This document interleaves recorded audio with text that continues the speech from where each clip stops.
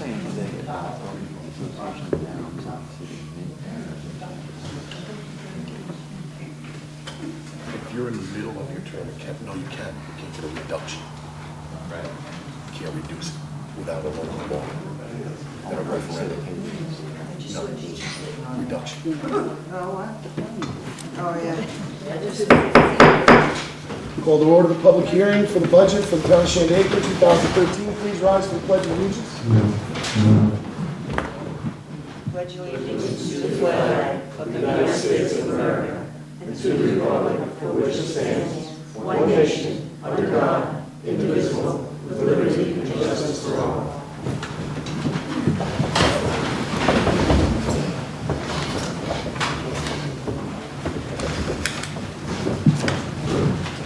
Joyce, can you read the public notice, please? Please take notice that pursuant to Resolution 128 adopted by the Shandaken Town Board on October 7, 2013, a public hearing will be held on Wednesday, November 6, 2013 at 6:30 p.m. prior to our regular monthly meeting, and at such hearing, any person may be heard in favor or of or against the annual preliminary budget as compiled, or for or against any item or items therein contained. Thank you. Have a roll call. Board Member Bartlett. Here. Board Member Bernstein. Here. Board Member Higley. Here. Board Member Jordan. Here. Supervisor Stanley. Here. Budget hearing. Tonight we have a preliminary budget to be considered for approval as the final 2014 budget for the town. Again, this year we are providing a comparative budget showing the difference in revenues and expenditures from last year to this.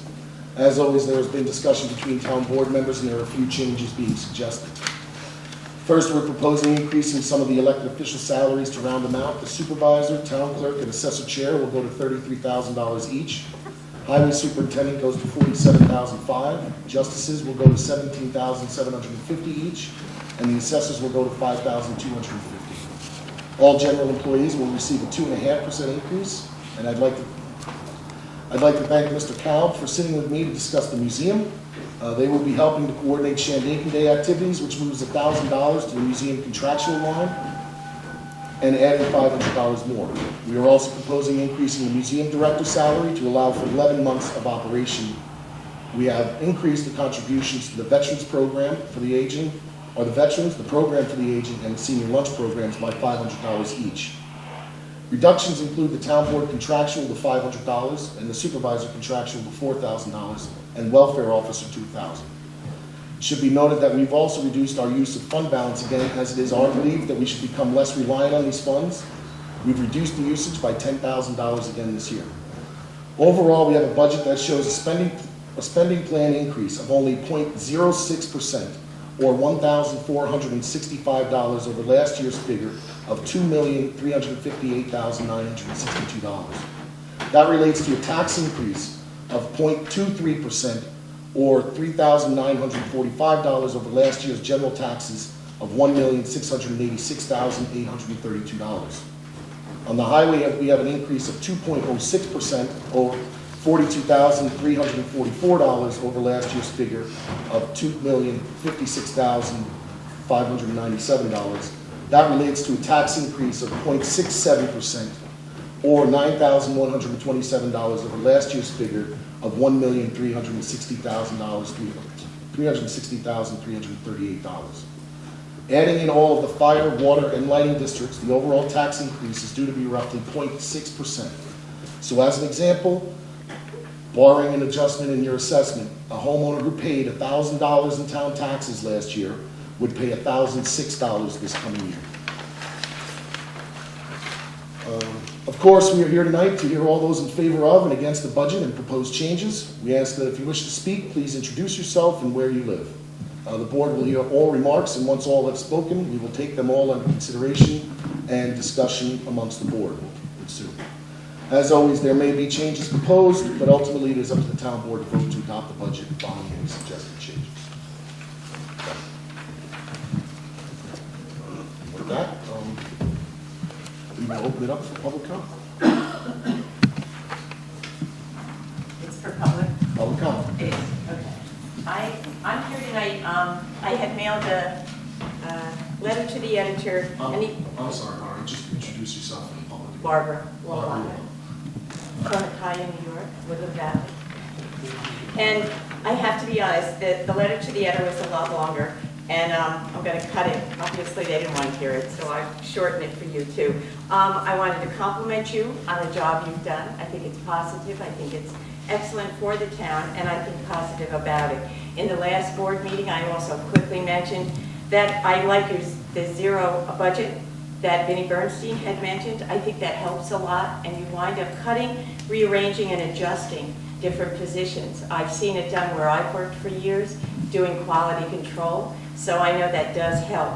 The other main thing that I'm concerned with is the 17% that was mentioned for you and as the town of Shandaken supervisor. I think that's extremely high. I think you do a great job, but the economy and this area has not increased to cover something like that. I also covered that when I was thinking about the 17%, I myself personally think that you already received that. And the reason why I think that is because of the way that you have a vehicle. And your vehicle is not only used for your job, but also for personal use. I believe that since our town of Shandaken supervisor uses the Shandaken vehicle for personal use and not just for the town business, that he already receives that 15 to 17%. I calculated what was here. I'm not sure of the Shandaken, of the insurance that you guys actually have, but I know that in other insurances that I've had to audit, that you not only can have insurance for the job and the employment, we're dealing with personal driving, which means that it's not covered by the town insurance, and I'm not sure, but I do know, I've seen it, it's extremely expensive to have to include that in case an accident occurs and it has nothing to do with the job itself. I also know that with me, just fuel alone and maintenance of the vehicle, not your own personal, but that of the town itself, adds up to approximately that 15%. The board would know before voting on that 17 that our supervisor actually doing a great job, but already receives that plus figure by not having to maintain his own vehicle, whether it's the tires, the engine, whatever you want to cover. Mine, I've calculated, and it adds up to at least that figure of his income. As far as, you know, the town of Shandaken, if it was not being used for personal use, it would save a lot. And I could accept maybe the 2% or even the 5%. But again, it's something that I know, and I really hope that your insurance for the town does cover, not employed, but just personal use of these vehicles. And that covers mine. I've also heard that you're going to lower that. I know that other people sitting here tonight, eye to eye, have seen that vehicle driven for personal use, not for the business. And he has, I believe he's been given that right. But by giving that right, you have to calculate what kind of percentage you've given somebody. And by using it, whether it's to go to the post office, Brios, etc., whether it's during the morning, night, or whenever, it's still an insurance that's a plus because he's not employed. He's doing it on personal. The maintenance itself, the gas alone, and it's something that he receives. And so when you're asking for more for him, then I would like you to cancel that, let him drive his own car personally, and use it only for the business itself. And then if you're talking about a raise, that's kind of justified. But you know what your vehicle is, what you have to do to maintain it, the fuel that you've used alone in the last couple of years. And it adds up. And it adds up to a lot more than 17%. Okay, that's the Barbara Lombardo. Carl is not here, unfortunately, and I just want to read his letter, and then I will stop, okay? A large percentage of the citizens, and that's Carl Lombardo, Phoenician, New York, a large percentage of citizens are not happy with our federal government's antics and mistakes. At a lower level, New York State recently finding of a 5% corruption rate among elected people responsible for protecting and covering us. do not, I beg of you, let this trickle down to our town government by supporting such seemingly astonishing double-digit pay raises for two of our newly re-elected leaders. I find this will only compound through to give up on the true democracy of this town. And they will always elect, they were elected yesterday by the majority to be fair leaders for the people of this town, and not to compare us to other towns as to what they're making in their income and what we have in ours. Shandaken is like no other. He's born and raised there, he loves it, and he, again, does not believe in that 17%. And that's it. Thank you, Bob. Yep. Please, again, please, when you stand up, introduce yourself. Gary Gales from Big Indian.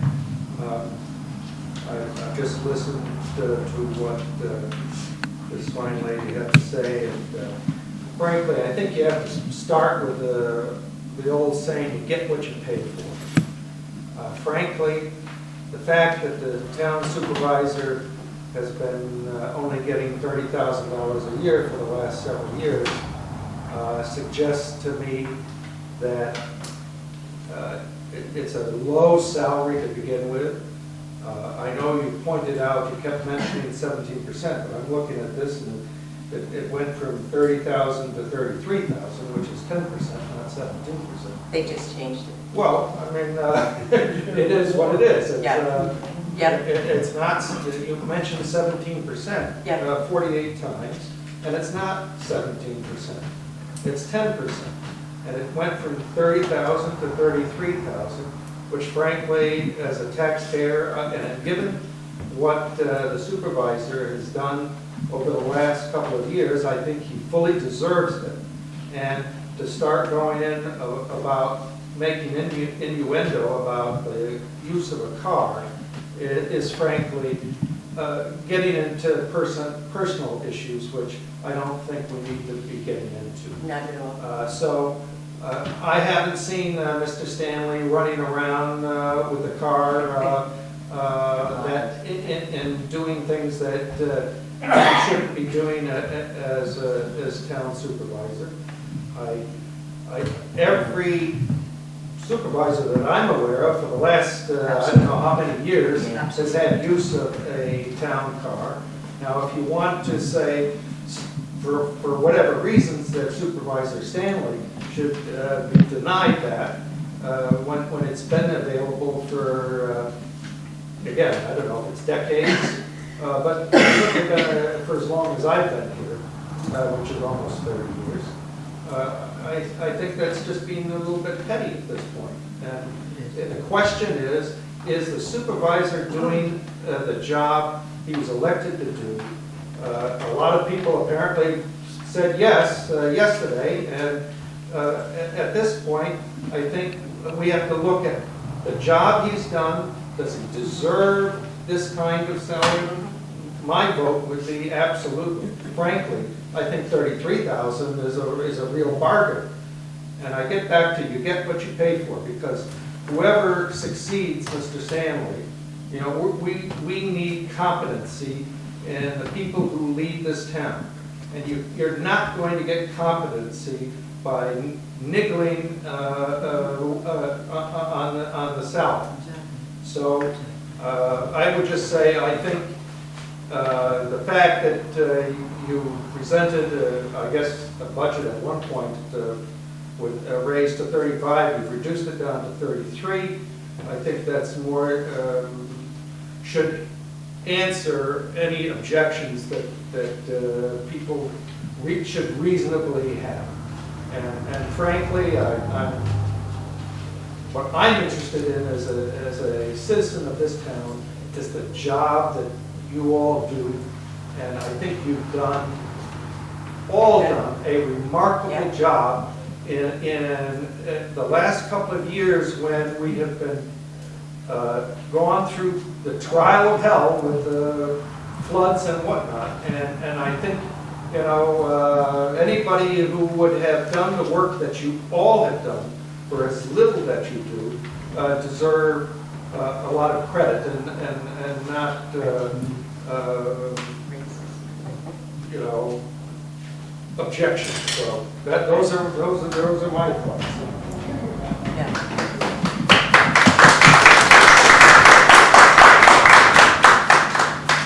Chuck Perez. Chuck Perez, Big Indian. I know this isn't the time for debate, but I just think that it might be said that, if my memory serves me correct, a number of years ago, the town board elected to take a pay cut. I don't know exactly what that number was, but if you were to take that into consideration, whether they're getting that back or whether they're getting that back plus some, but the fact of the matter is, and Rob, I think, was one that voted on that to take a pay cut. I think he's done a fair job, and I can't speak for the other allowances that have been made to other employees, but I do know that the town board did vote themselves a pay cut. If this is an opportunity to get some of that money back and recoup, again, I think he's done a fair job, and I think he's deserving of everything that he's asked for. Thank you. Mr. Riccadella. Rick Riccadella. We went through, just in Phoenicia, within 10-month span, 3 floods. October 1st, 2010, December 1st, 2010, then we had Irene and Lee. After that, and Sandy, I'm not even talking about, you were there, Rob, every time you went in, you and Eric, and you dredged that stream out of Chichester from almost by the, what do you call it? The firehouse, all the way down to the, and it saved us. We had a couple of high water issues that would have gone over again. But you say that you were there all the time, and you helped us with the, FEMA said we were going to get new pumps down at the pump house. I talked to the representative from FEMA. Yeah, you're going to get them, haven't seen them. You got the pumps through NICEAD, you worked hard on that. It took us months to get the money. I think you've done a wonderful job. You should be getting 15,000, 20,000 more than you got.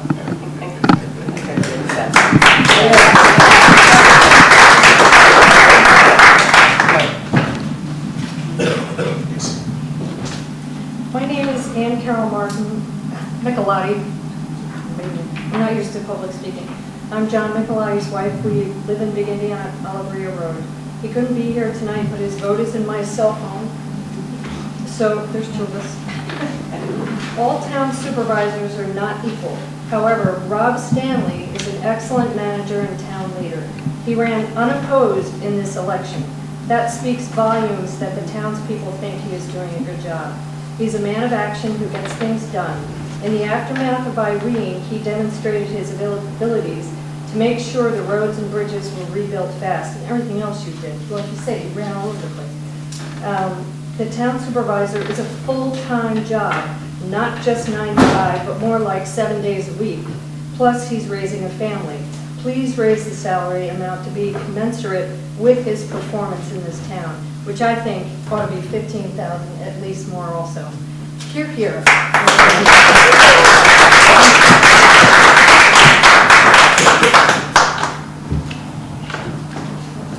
Anyone else? Martin, yes. Marty Gales, Big Indian. I work on Parks and Recreation, as you may know, and Rob is so helpful to this committee, which is all volunteer. We had a grant, and he's the one who stuck doing the paperwork and the follow-up and the reports. And I just believe that paying this man $30,000 is rather insulting. We have beginning teachers, and we may not like it, but they get $57,000 at Ontiora. $30,000 is not nearly enough. He deserves that much, much more.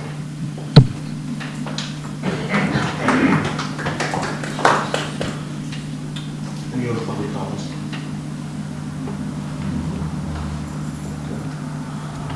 Board discussion?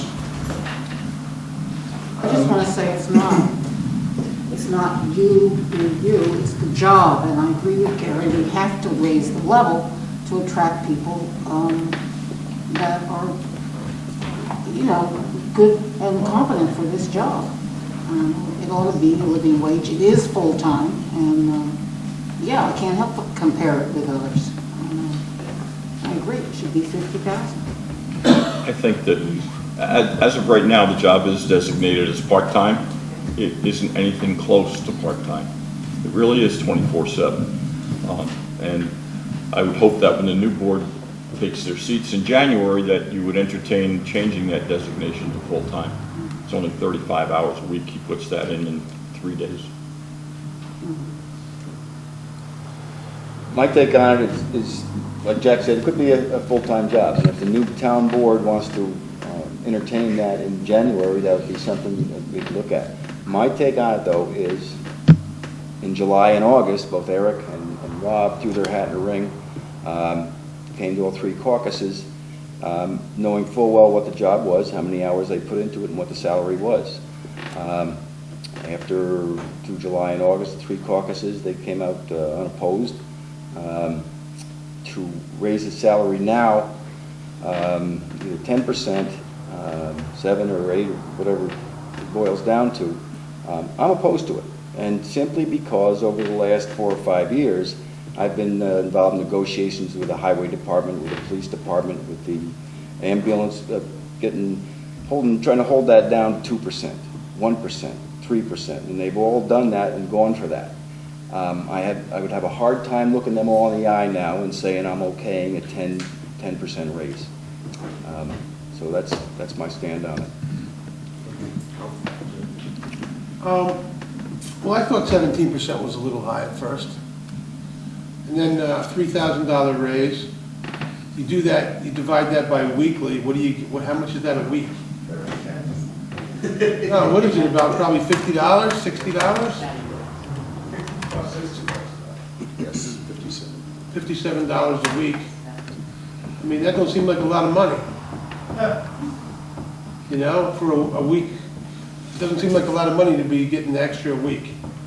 Rob did take it, you know, he decided on this. He thought there was a lot of conflict on this, and a lot of people, you know, I got calls on it, 5,000 is too much, but I stuck to what I said. I do believe Rob does deserve a raise. He does work hard, and I think it should be. I concur with all the other board members. It is a full-time job. He does work full-time at it. And I'm leaning towards supporting the $3,000 raise.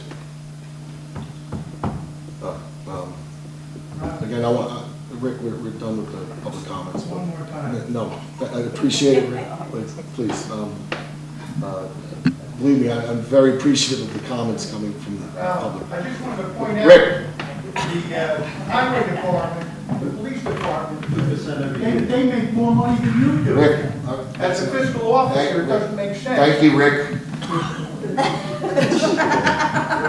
I appreciate the comments, folks. Again, I put in for the raise. We looked at this year, and knowing that we had the availability to put in raises and put people back up where I felt they should be. Without having, my big number here is the bottom line, and that's what I go by every year. And it's looking at a 0.23% tax increase. That's the bottom line for the general side. Again, highway is much more difficult to finagle because of the cost of salt and it's mechanical. It's not a lot of people.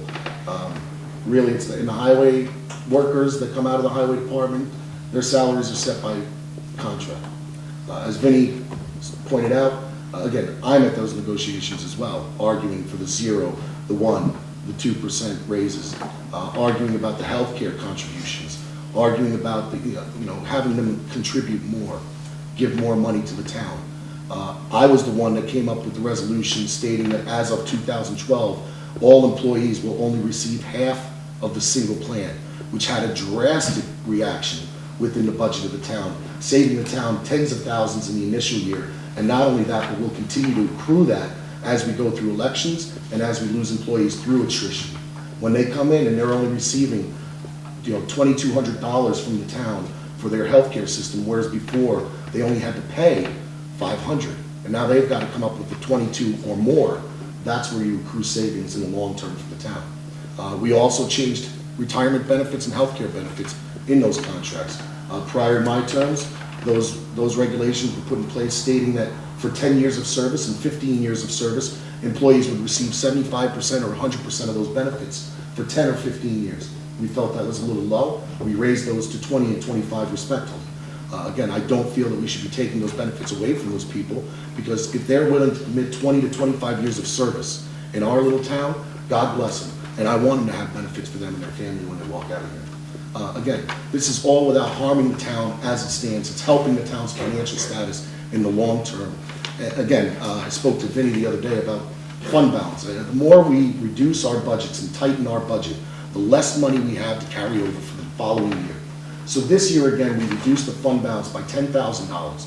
If I don't reduce that fund balance, we actually show a tax decrease in this town. I mean, even with all these raises, 2.5% for the employees, again, they've only received raises like every other year through my terms. These are all cost savings we're accruing, and it's smart financial management for this town. If we don't have the money there and we continue to rely on this fund balance, it will deplete itself. And then we're gonna be stuck when we do have an Irene. I will remind people that in Irene, we did not have to bond because we had enough fund balance available to us. We were able to recoup that through FEMA by filling out our applications. And again, we're hoping to get some work done, as Rick pointed out, with the water district. We're talking about $200,000 to $300,000 projects that we're looking at in the Phoenicia Water District. We're hoping to get those monies through the federal government. These are not simple one-page applications. Eric and I sat, 6.5 hours on the computer the one day, which, by the way, I gotta talk to you about this. We got a letter today. Trying to fill out these forms, which are fairly complicated. We have to get a lot of records and send them over to FEMA, and a lot of these records are not electronic. So we've got to not only dig them out from a paper folder or file, scan them, send them. I'm just trying to illustrate that I feel that we're doing the good job. We're doing the work. We're keeping the taxes low, and that's where the rubber meets the road, is where does it affect the taxpayer in this town? Where does it affect the people that rent homes in this town and affect what their rental costs are going to be? That's what's going to happen. And to say that if you paid $1,000 in taxes, now know that your county tax comes on your tax bill as well. So if you paid $1,000 in town taxes, you're going to pay $1,006. I wish we could do that every year. And if there are people out there who still feel that that's egregious to this community, I'd like to ask where you folks were when we suffered through 12% tax increases, 9% tax increases, 5% tax increases consistently in the years prior to my terms. So I want to thank you for the support. I think there's other issues within the budget I'd actually like to discuss other than my salary. And if anybody has any discussion on any of those other matters. Well, I was very pleased that you were able to appropriate more money to the museum. I think the museum really is a very valuable asset to this town. I wish we utilized it a little bit more. The numbers have increased. I know when we were talking about the budget for the museum in other years, Vinny and I were really concerned about the number of people that were visiting. That has certainly increased, and I think that will continue to grow. And we just need to publicize it a little bit more. And having them at Shandaken Day is certainly a step in the right direction, so I thank you for that. Again, I'm going to thank them for Shandaken. I think this is a marriage made in heaven, actually. One of the things we go through every year is who are we recommending for Pride of Shandaken and these awards. And with Bob talking to him, I said, maybe we can make it that simple and increase the visitorship of the museum, where if you want to nominate somebody, you have to go to the museum and put your ballot in a box at the museum. That might, again, get more people to go visit there, show their involvement, because Shandaken Day really is about the heritage of the town. And again, we'd love to have a museum that we could operate 12 months a year, but without having the backing of knowing that we're getting enough draw, it's tough to justify. And to say 11 months now where maybe they can close for the holidays, save some heating costs, again, these are things that we look at the long term. Rob, I had a question about the attorney fees, contractual. Yes. I see it didn't go up at all. It was $33,854 this year, $33,854 next year. Right. Is that within reason? That is, again, we have one large lawsuit that we assume will be coming to a close within the coming months, and those numbers will come within line of that budget. So this year, we're within $33,854? Not at all. We're over that? We're over that. Okay. And I just wanted to make one more comment, Rob, about the raise for our ambulance chief.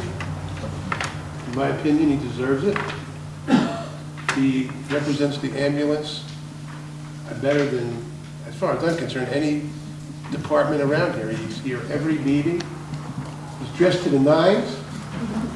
He cares about